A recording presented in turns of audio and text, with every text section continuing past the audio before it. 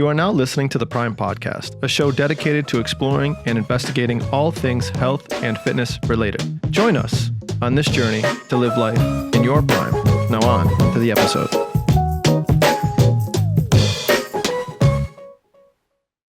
Side note, our podcast got flagged for the intro. Why? Because it's a real song. And it got copyright infringement thing, so I had to delete them all.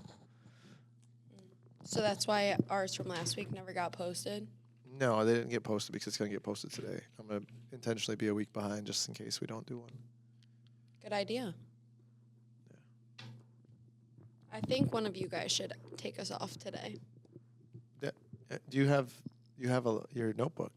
What shape is that notebook? A disco cowboy. A cowboy hat and a disco ball. Are you going line dancing tonight? No.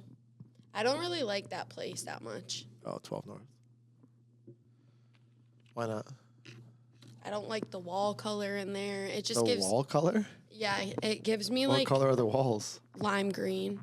It gives me... really? It just doesn't fit really that well, and it just kind of gives me the heebie-jeebs. And I didn't love it. And there was some people there I didn't love when I went the last time. So I didn't like it that much. All right. But Kim's great. I love Kim. She does a great job. Maybe I'll go for her. I just tangled this very badly. I think you actually tangled it when you wrapped it around the headphones 100 times last week when you were putting it away. Very sorry to have done that. I'll work on it during our podcast today. You're the hostess with the mostest. You got to get this thing jumped off. Oh, okay. All right, guys. Back with another week of this amazing podcast, little chit-chatteroo that we have each week with me, Riley, and Anthony. The three best friends that anyone could ever have. Where's Riley's microphone? It's boneless. No, you have one. So today I reached out to them yesterday and kind of asked any topics that they would be interested in talking about this week. And Riley said that it would be fun to talk about some different fitness myths. So I went on the interwebs and found a couple, and we came up with a couple that we think would be fun to talk about and just kind of like debunk and share our thoughts and opinions on. Sound good, Ant? Sounds great. You fired up? Extremely. All right. We also have no coffees today, so I'm sorry if it's a little lackluster. We're really pulling from our depths for energy. No local sponsors. No, and we're pulling from our feet for some energy. All right. Our first one that we're going to do here to kick us off is you have to be in very good shape to join a gym. Why is everyone looking at me? No. I mean, the whole point of going to a gym is to get in shape. So if you need to start in shape, it's kind of contradictory. And I also think going to a gym, whatever, like people have a preconceived notion about what getting in shape actually means, and everybody kind of has a different idea what that actually means. Like getting lean or building muscle, you're trying to lose body fat, you're trying to improve your cardiorespiratory endurance, you're trying to, what is getting in shape mean?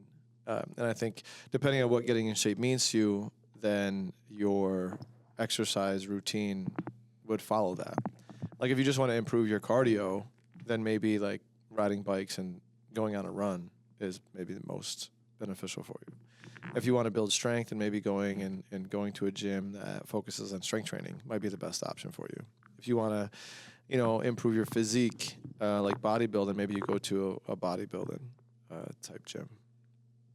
And so I think it really depends on what like getting in shape means to you and like what your overall goals are. So I don't think definitely the gym or the fitness activity that you're going to do is the thing that's going to get you in shape versus like starting in shape. Any thoughts, Rye?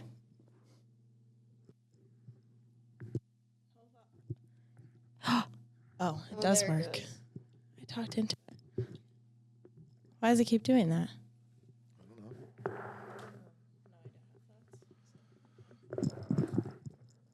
know. Should be fine. Are you sure? Okay.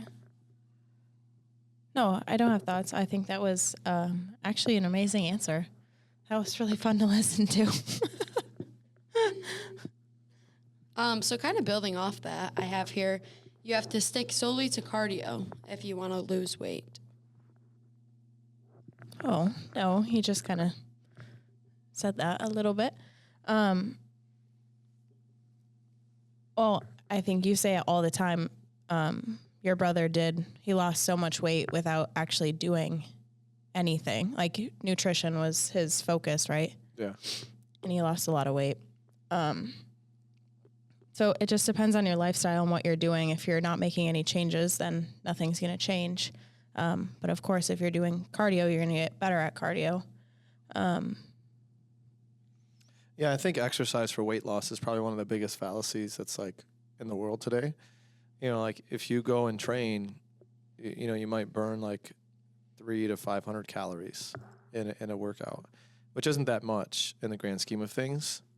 So I think when you're looking at actually like losing weight, strength training is not going to be, or even any kind of training is not going to be the thing that's going to move the needle any more than nutrition would be. Nutrition is going to be the biggest impact for losing weight. Now, we do own a gym and we operate a gym.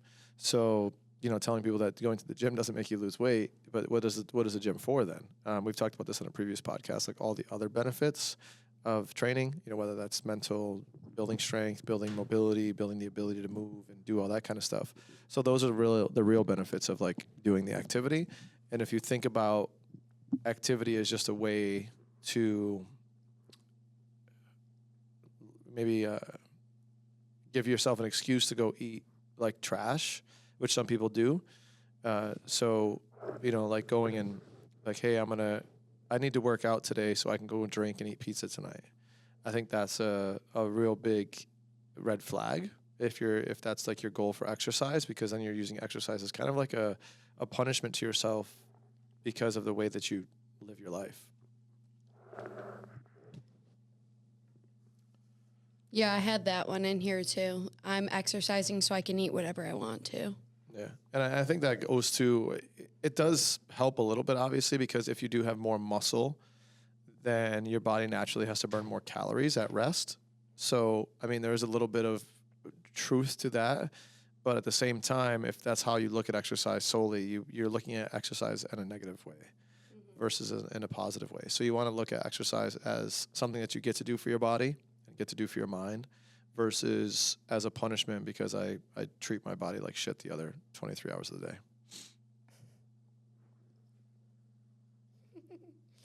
Oh, you swore. Heavy weight. It was just silly that he said SHIT. Heavy weights will bulk me up. Oh, that's my favorite one. Take it away. Take it away.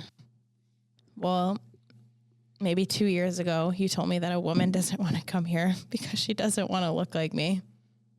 And ever since then, it's really gotten under my skin. Mm-hmm. I train a certain way. My body is kind of the way it is because I was born this way, but also I purposely do things to look like this. You're not going to look like me if you're going to the gym. There's a lot of other pieces to the puzzle. And lifting weights it's not going to do that. Yeah, go ahead. I had a guy, I told Riley this, but there was a guy who came up to me maybe like last Saturday. It was one of the classes. And he's like, I've been coming here for 3 years. How come I don't look like you yet? And I think similar to like what Riley said, I think we all have a predisposed kind of like how we are meant to look. Like before Riley ever came here, if you look at, Riley showed a picture of maybe a cousin down in Florida, maybe, who played tennis, and their body structures look almost identical. And sure, obviously, maybe Riley wasn't as muscular or as defined muscle tone-wise when she came here 4 years ago now, maybe 3 years ago. But she was... 5 years ago, sorry. But she was like thicker, more athletic looking than the average person that comes. So I think depending on where your starting point is also depends on kind of like what you have. We have different types of body. There's 3 different types of body types. Traditionally speaking, there's ectomorphs, mesomorphs and endomorphs, and those particular body types have a predisposition to either get more muscular, have a tough time building muscle, or simultaneously build muscle and fat together. And if you look at certain if we look at certain sports positions, like if we take an NFL team, like linemen are traditionally what we would call like ectomorphs. So they're bigger, big bone, so to speak, but they're strong and athletic people, but they're also kind of have some fat to them.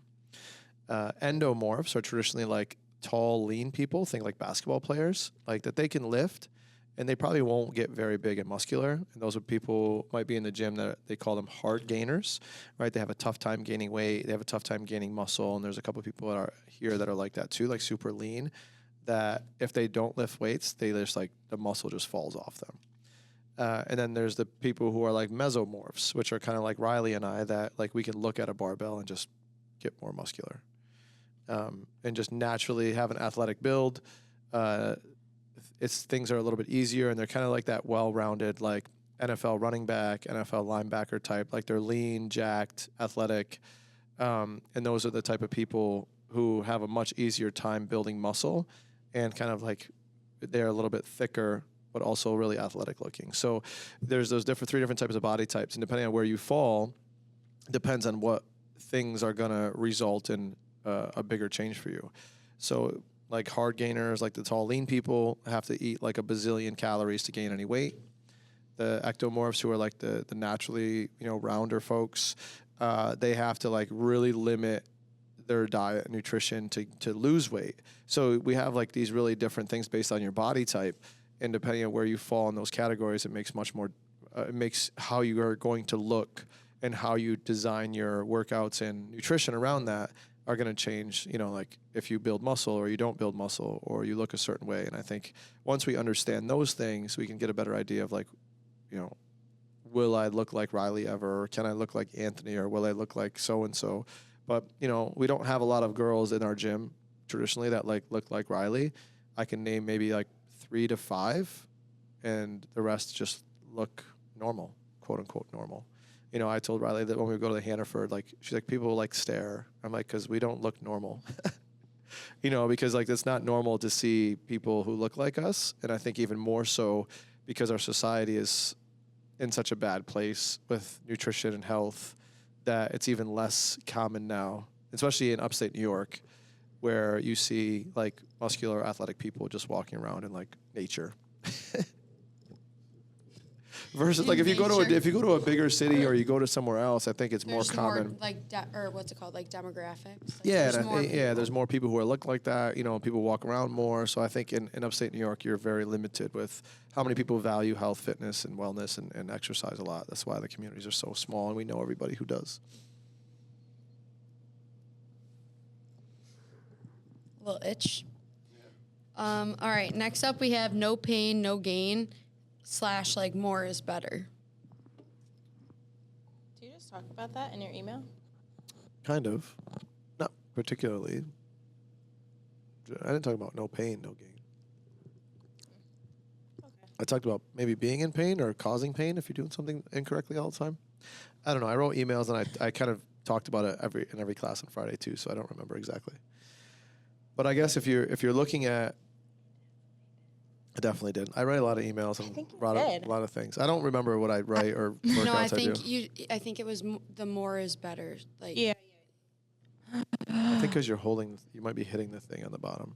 Geez, Riley. Breaking everything.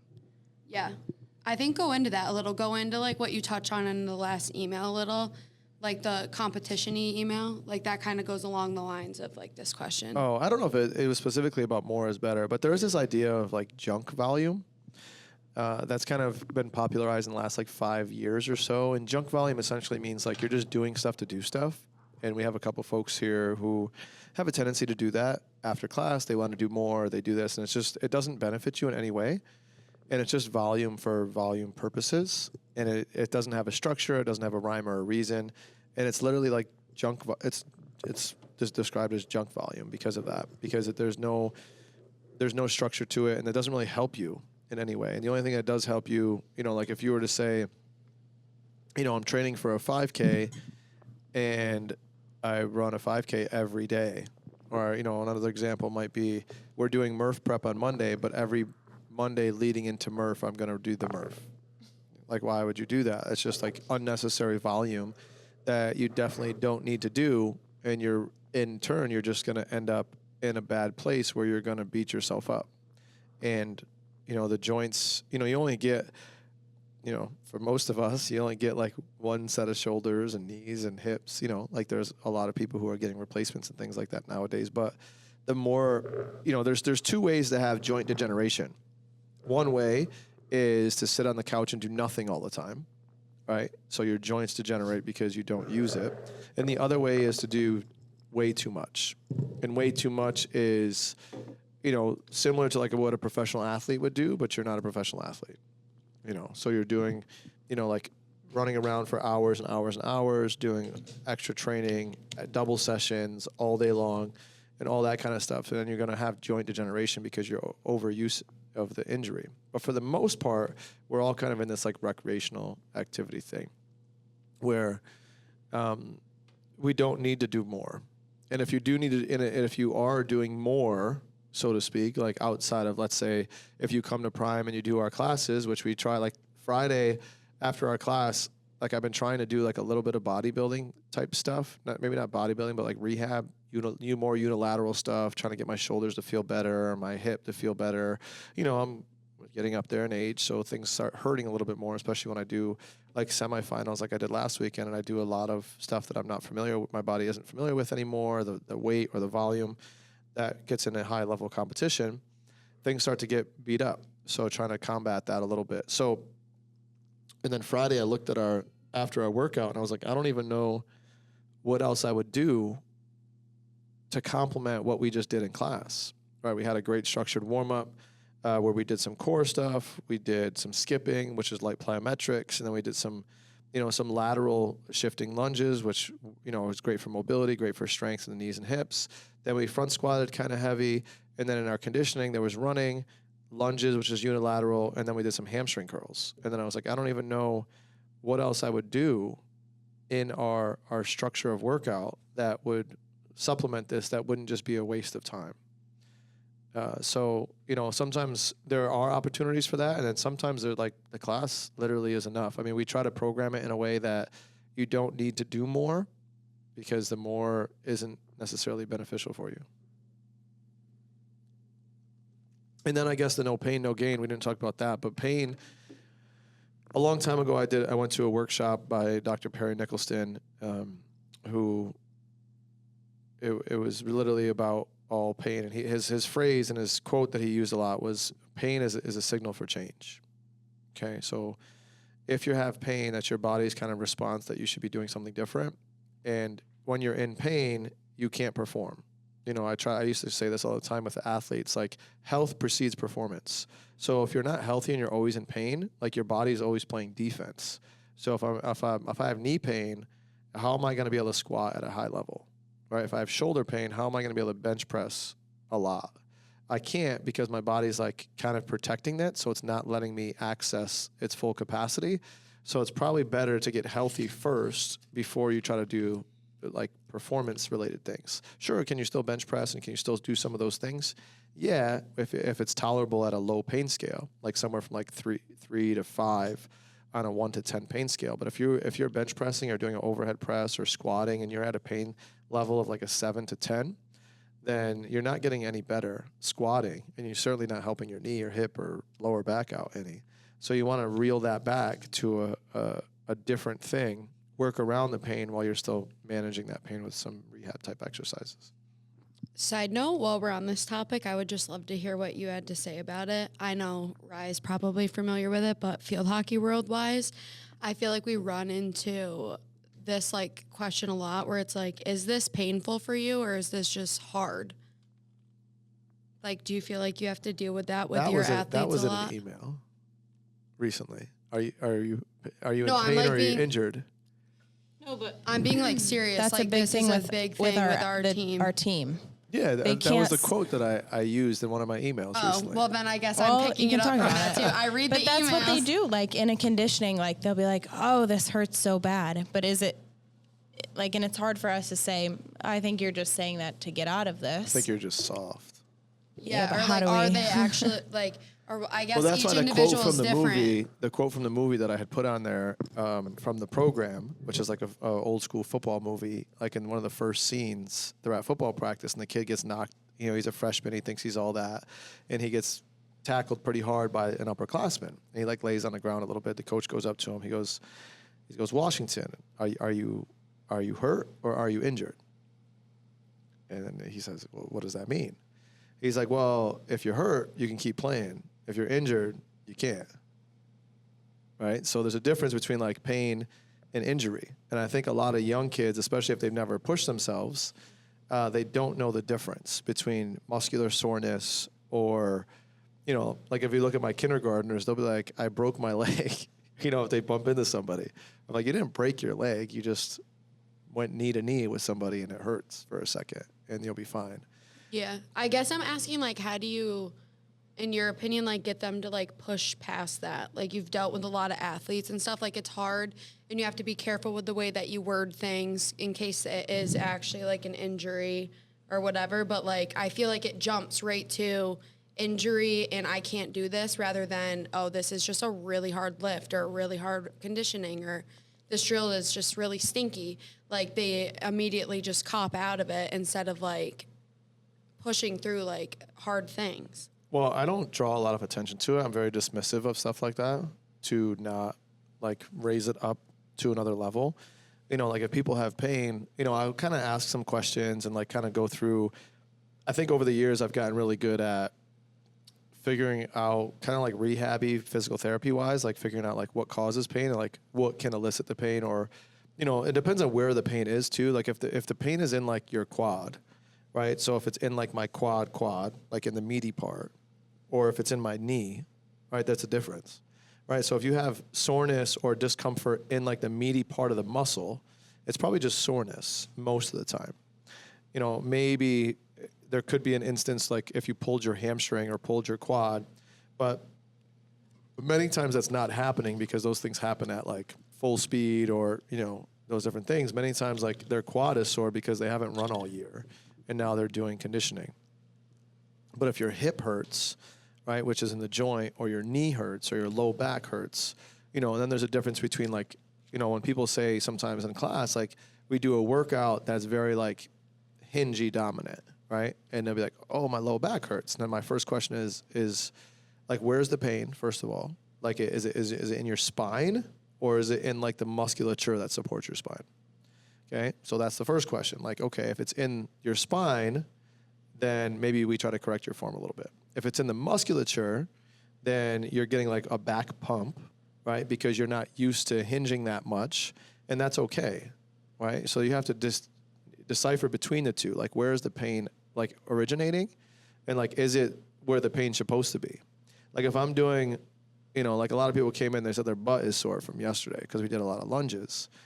That's normal, right? We did 80 lunges. So yeah, your butt is going to be sore. So like if you came in and like, you're like, oh, I have this like pinchiness in the front of my hip, you know, maybe that's not normal from doing all the lunges. So then you kind of like have to figure out like, okay, we're doing this particular exercise and this hurts because I've been doing that. So maybe like field hockey might be an example where because you're hunched over a lot and the girls may not play a lot in the summer, their low back might be uncomfortable for the first 2 weeks of the season.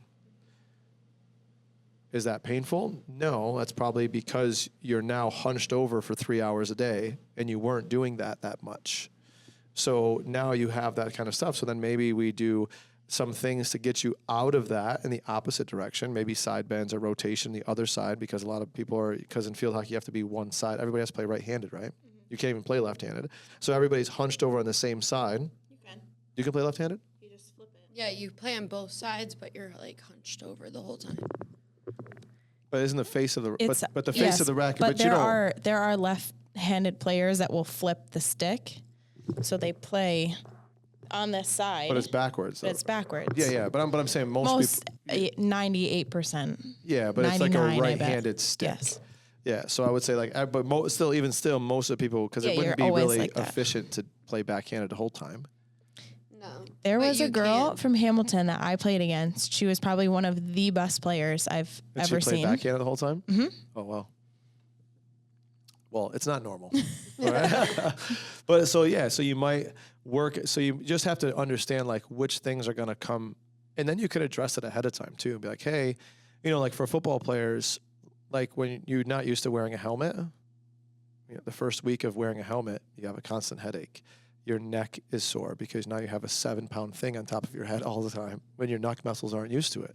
So just like things like that, if you maybe address them and acknowledge them right away, you probably won't have as many like concerns. So if an athlete's never worn a helmet or not used to wearing a helmet and then all of a sudden their neck hurts, they're like, coach, I can't do that. My neck is killing me. It's like, yeah, dude, you just put on a 7-pound thing on your head that you've been wearing for 6 hours a day for the last 7 days. Of course your neck is sore. So addressing that and maybe like kind of finding some ways, you can't really mitigate it unless you did it ahead of time, but just maybe mitigate it in terms of like how you structure your warm-ups. Maybe we add some cool down exercises. I know for football, we used to do like neck strengthening exercises as a part of like our cool down at practice, like where we would have each other hold their head and like do like 4-way neck exercises while having the helmet on to strengthen their neck and do different stuff like that. So there's ways to maybe mitigate that ahead of time and talk to the athletes like why they're in pain or to expect certain pains in certain areas. And if they do have a pain that's out of the ordinary, away from the pain that they should be getting, then maybe we could talk about why that's happening, or that might be a little bit more of an individual conversation. But everyone should be getting some sort of pain initially, unless they're, for I would say for most people, from my experience talking with you guys and having my own athletes that don't do a whole lot to prepare for the season, when you don't prepare for your season, the likelihood of you having a lot more pain in the beginning is much higher. And then also your likelihood, because you're getting so much so fast, of getting injured is also much higher. Which is why like high school cross country, coaches are so dumb that they don't realize that kids have not done anything all summer. And then they'll be like, oh, we're going to run 5 miles every day for the first 2 weeks. And then everybody has shin splints and then stress fractures. And they're like, why is my team all beat up? It's like, because they haven't run at all. And then the first 2 weeks of cross country season, you have them run like 30 miles a week. You have to have a progressive overload to that so they can handle so their system can handle it versus doing like going 0 to 100. And I know sometimes in field hockey or, high school football, you don't always have that luxury because like a game is around the corner, which is also why that you should be training in the summer, which is why athletes should be preparing themselves so you don't set yourself up for pain and injury when you get to that point. Yeah, I think we could definitely do a better job of like implementing some sort of like cool down and probably do a lot better job like doing warm-ups. Like But the good thing though is, Meg, you don't have to anymore. I still have like a month left, but like I'm just like from being thinking, in it for like the last You like have 7 2 years. days, 3 days, 1 week of practice. Yeah, but so I only have like a week left. But like I've noticed when like Rise come before and like you've done like little like plyo like kind of things with them and like what you'll take them through a warm up, you see a difference like at the entire practice, like honestly, because everyone is just more like warmed up, fluid, like ready to go versus when like our warm ups that they do on their own. I've talked about it with you. I've talked about it with like Nikki before. Like it's awful. Like it's just your traditional, we're going to run a lap on the field. We're going to do some high knees. We're going to do some like, it's like honestly like you run and then static stretch pretty much. Yeah, I mean, and if they're you were not to- ready. And it's Yeah. always good for the first 2 days, and then it's Yeah, I've seen this with high school soccer teams or high school football teams where, like you said, the first week, everybody's good. They're excited to be there. They'll do the thing, and then they get kind of ramped up, and then it gets so monotonous that they barely even do the exercise to the full extent of it, which is why, I'm a big advocate for, a football practice this year. I'm going to take it over even more, but we did a different warm-up every day. So the kids don't know what it is and do that. And then this summer I put it on my Instagram story that this summer we have 48 training sessions, and I'm going to try to do a different game every day. So 48 different games. Yeah. And I they, wanna or play they get Flora's like, Lava. Huh? I want to play Flora's Lava. that was every so day. fun the other day. Well, I mean, you could do different versions of floor is lava. You can make it so they can only use one leg. I need more parkour Or out they of can, it. or We they needed can, some or they have higher to, apparatuses. yeah, you got to climb on stuff. I thought you would double stack boxes and stuff like that. So you have Well, to it like, was a trial run. No one was helping me. I asked 3 times. I said, "Can you guys help me set up things?" And all just looked at me and then kept throwing the basketball and hit me in the head with it. you know, what's a good way to get people to listen to you? Call them out by name. If you just say generally, can somebody help me? Nobody's going to come. But if you say, Meg, can you help me get a box? I'd say, hell no. No, you wouldn't. But that's why if you're very specific with who you give directions to, like 99.9% of the time, they'll do it. If you just say generally speaking, like you put it out there, nobody's going to do it. Like it happens at home too. I'm like, hey, can someone help me, bring the laundry downstairs? Like Abby and Nellie will be like, they'll argue about it. And I'll just be like, Nellie, come grab the laundry. And then she'll be like, why do I have to do it? I'm like, because I told you. And then she'll do it. But it's much easier than having them fight about who's not going to do it.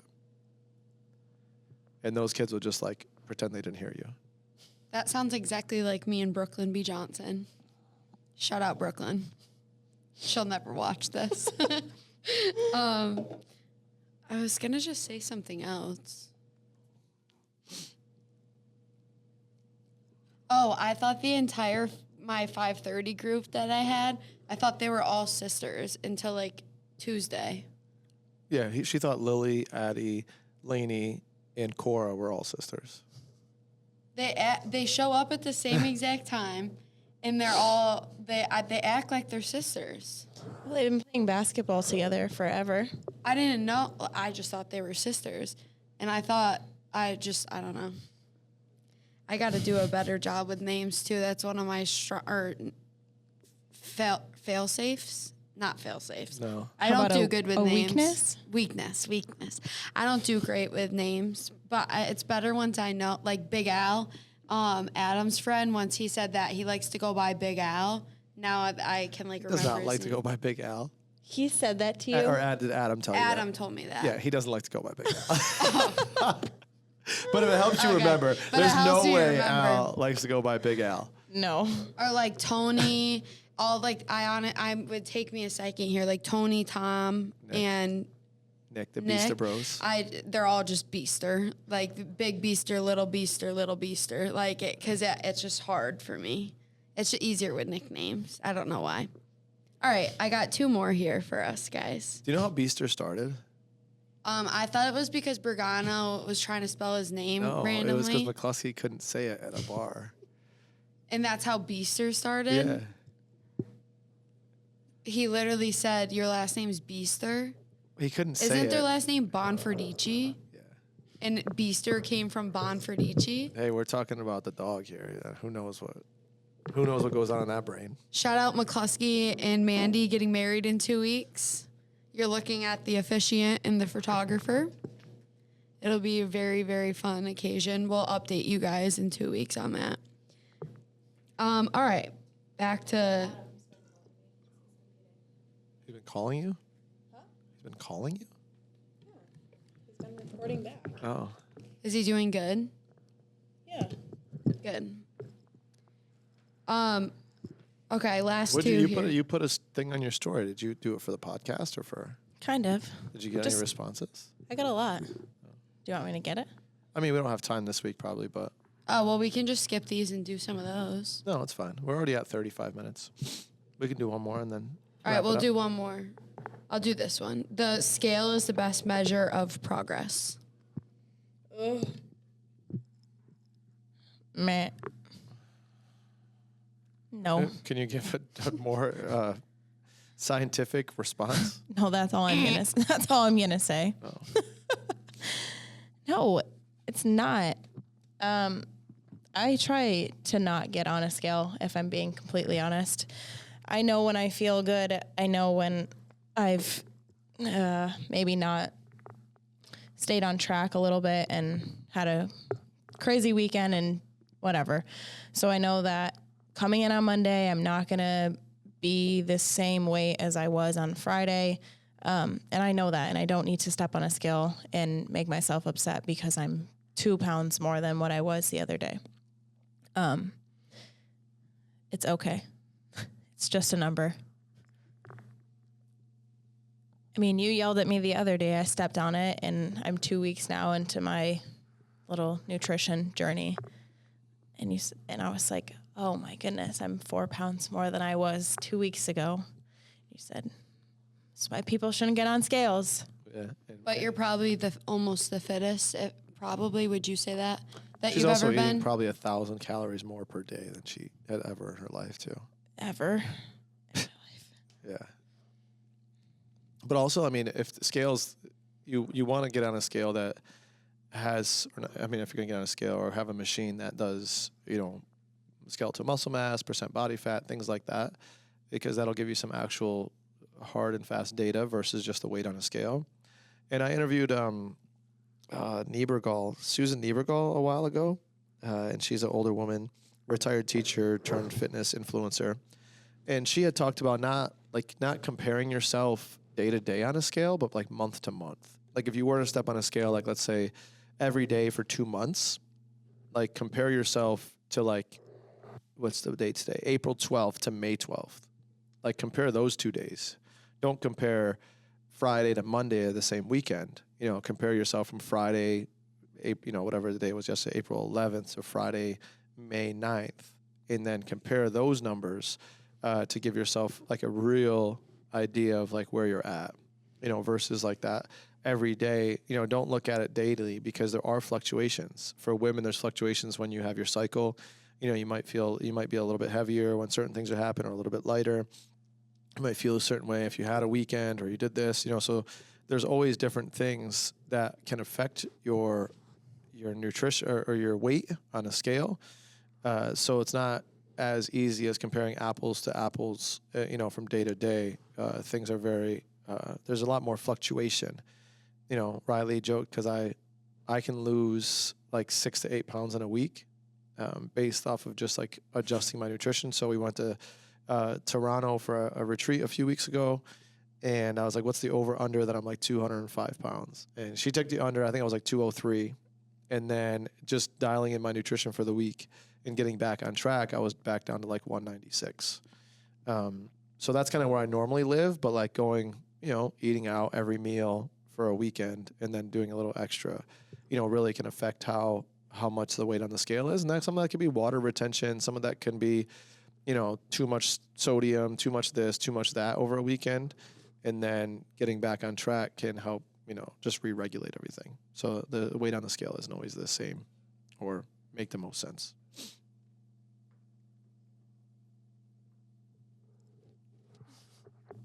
Slay.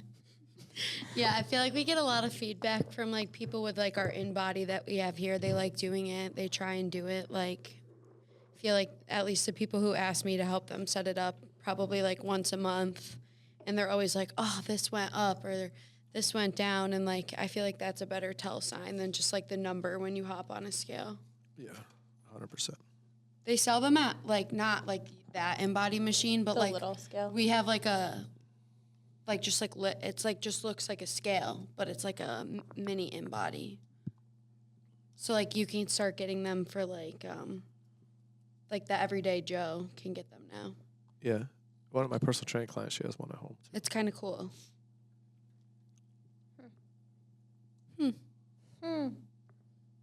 Any fun stuff to finish off with? No, I'm just really upset I don't have a coffee right now, if I'm going to be honest. Yeah, I had to go Ghost Citrus right now. And it definitely doesn't hit the same as my pistachio latte. Yeah, me neither. I'm very upset. Did you write that over on the sheet? What? Your Ghost energy drink? I did not. I'm fired. Yeah. Rye really sold it for us. Think that's about it. Nothing else fun happening this weekend.